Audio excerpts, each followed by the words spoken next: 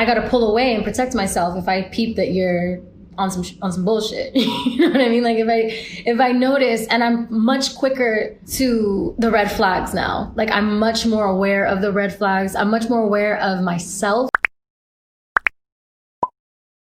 I really, really wanted to give my fans music. I missed being able to give tangible art from me, because that's what I do. So I've been working on this music for like a couple years now. So just having something out and giving people something in the midst, well, regardless of in the midst, you know? I figured art is still something that people can use right now as a comfort. I didn't really question continuing it, but 50 Feet I think is also like coincidentally appropriate.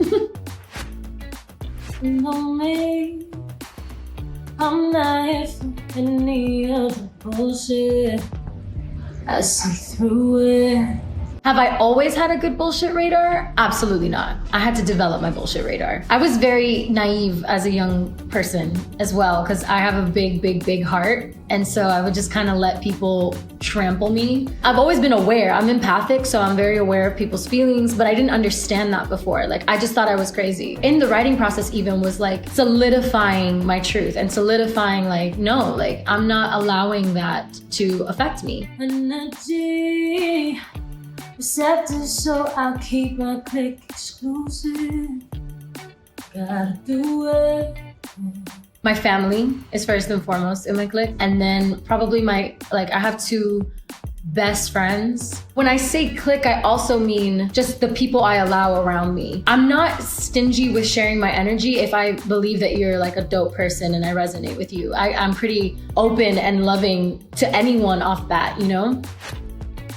Some people just ain't in touch, haven't really done much work, and only ever see the words. Oh.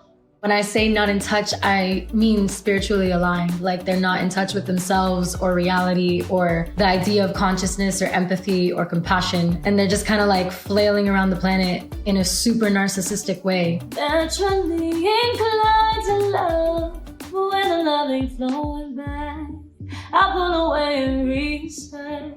Gotta protect me. I think this is another skill I've developed, is being able to know when I need to pull away from a situation. I was very codependent before, in that I felt like I needed to be of service at all times, and other people's feelings and comfortability was more important than my own. And I would sacrifice my own sanity a lot of times, and my own emotional well-being and my own physical well-being to please others and to make them happier than I was, because I thought that that's what love meant. But it's not. Like, self-sacrifice is not love. Love is taking care of yourself and showing up as your full, complete self so that you can give your overflow to another being. If the person that I'm involved with, whether it be a friendship, family member, a relationship, romantic, whatever, if they're not giving me back what I'm giving to them,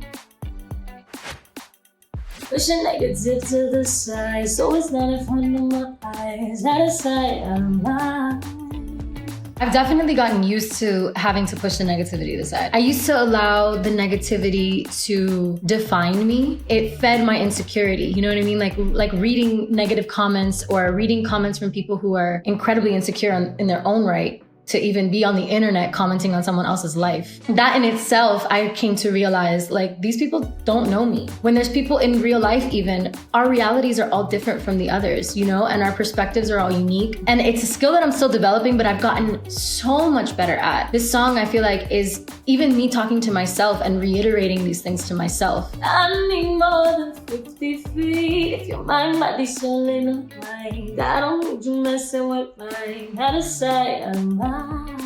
Specifically, I feel like I got in touch with the whole mind, body, soul element of life. It's your mind and your body and your spirit and how they're working with each other and whether that's aligned or not. Because I was raised Catholic and then I lost faith for a long time, but I did believe in like a lot of what I had read and learned about Jesus and what his message was, which was of love. So I always resonated with that, but then I kind of lost sense of direction and connection to spirit. I was always very inquisitive about the world and always like, why? And I don't think Catholicism could answer a lot of those whys. So I lost myself. And then I refound myself in my teen years. I think I was 17 or 18 when I had like a real moment with God or an ancestor or whoever. I don't really know who it was. I was like holding my hands up and I felt like a hand in my hand and just kind of like put it down and just kind of like reassure me. And that changed my whole entire life. And so I just really realigned with spirit and just got to work on myself and started getting to work on like my purpose, you know? I need more than 50 feet. Need you more than 50 feet away. It's just like, back up for me. I need more than 50 feet of space. It's just a reiteration, I feel like, of the message. Don't come too close. Enciendo una blanca velita, protección te pido, abuelita. Ven, cuídame cuando el mundo me quita la fe. Translated, that means I light a white candle. Abuelita, my grandmother, I ask for protection. Ven, cuídame, like take care of me. Sounds so much prettier in Spanish, but come take care of me when the world takes my faith away from me. Or when the world doesn't believe in me is another way to translate it. When I lose belief in myself because the world has told me something. Making sure that I'm burning my sage. Say a prayer when I'm feeling afraid. That's what it takes these days. So it's like calling upon my ancestors to guide me and protect me and bring me light. I do a lot of candle work. It just amplifies my spiritual practice. So white candles are just like to amplify the angels and like the light beings around me and like equalize negative energy.